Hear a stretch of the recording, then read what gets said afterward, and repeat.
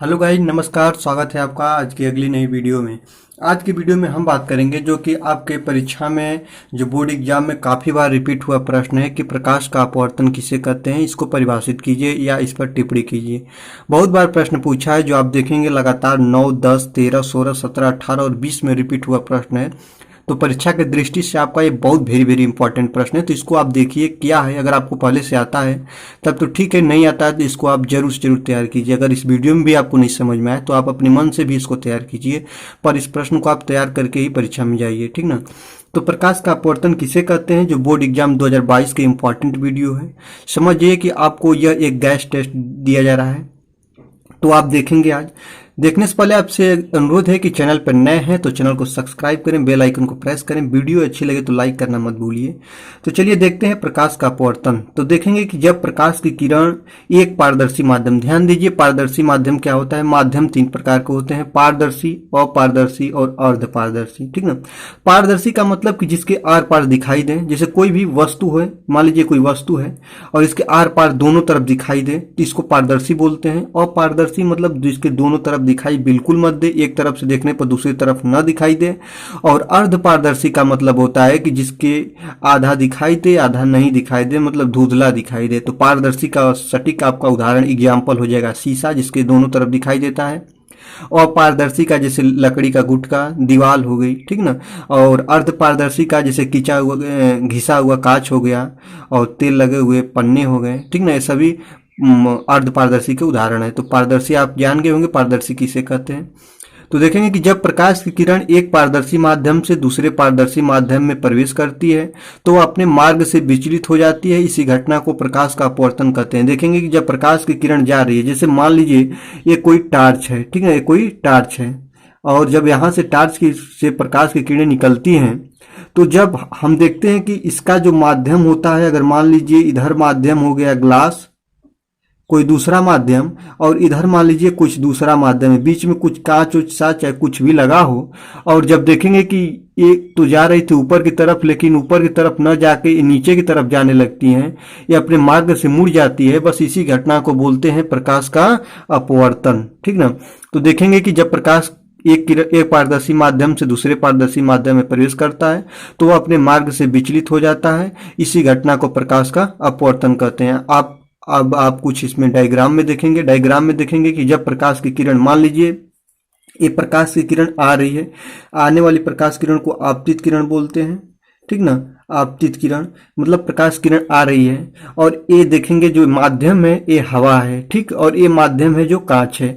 जब प्रकाश की किरण एक माध्यम से दूसरे माध्यम में प्रवेश कर रही है तो अपने मार्ग से विचलित हो जाती है। इसका मार्ग तो ये था ना, ऐसे सीधे निकल रही होती ना, लेकिन ये ऐसे न जाकर ऐसे जा रही है। बस इसी घटना को बोलते हैं प्रकाश का अपवर्तन, जो आपके परीक्षा में बहुत बार रिपीट होता है कि प्रकाश का अपवर्तन किसे कहते हैं। तो जब प्रकाश की किरण एक माध्यम से दूसरे माध्यम में जाती है तो अपने मार्ग से विचलित हो जाती है। इसी घटना को प्रकाश का अपवर्तन बोलते हैं, ठीक ना। जैसे मान लीजिए ईयर है, मतलब हवा है, कम आपेक्षिक घनत्व वाला माध्यम है, और जो कांच है वह अधिक आपेक्षिक घनत्व वाला माध्यम है, तो अपने मार्ग से विचलित हो जाती है। तो कब वह अभिलंब, मान लीजिए जो रेखा है ना, इसको बोलते हैं अभिलंब, ये भी ध्यान देंगे, इसको बोलते हैं अभिलंब। तो कब यह प्रकाश की किरण अभिलंब की ओर आती है और कब अभिलंब से दूर हटती है, इसको भी आप ध्यान दीजिए। जब प्रकाश की किरण, ध्यान देंगे, जब प्रकाश की किरण कम आपेक्षिक वाले माध्यम से अधिक आपेक्षिक वाले माध्यम में आती है तो वह प्रकाश अभिलंब की तरफ झुक जाती है, ठीक ना। लेकिन यही जब इसका हम रोटेशन उल्टा कर दें, कांच को ऊपर हवा को नीचे कर दें, तो यह अभिलंब की तरफ न जाके बल्कि अभिलंब से दूर हटती हुई हमें दिखाई देगी, ठीक ना। तो जब अधिक आपेक्षिक घनत्व वाले माध्यम से कम विरल से, यहाँ से एक और बात ध्यान रखते हैं, बहुत सटीक आपको बता रहा हूँ। जैसे मान लीजिए विरल से जब सघन में जाती है तो अभिलंब की तरफ झुक जाती है, और लेकिन सघन से विरल में जाती है तो अभिलंब से दूर हटती है, ठीक ना। तो ये माध्यम जो आपका हो गया वो विरल है और ये जो कांच है आपका सघन माध्यम होगा, ठीक ना, सघन माध्यम होगा, ठीक। आगे आपको बता दें कि जो प्रकाश का अपवर्तन है वो बिल्कुल समझ में आ गया होगा।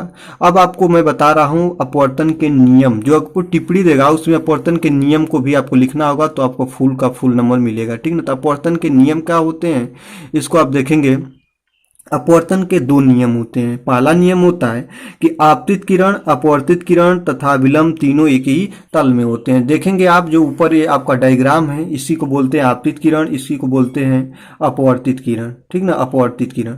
तो आपतित किरण ए हो गया, अपवर्तित किरण ए हो गया और अविलंब ए हो गया। जो तीनों का तल है वो एक है कि नहीं है। तो पहला नियम तो ये हो गया।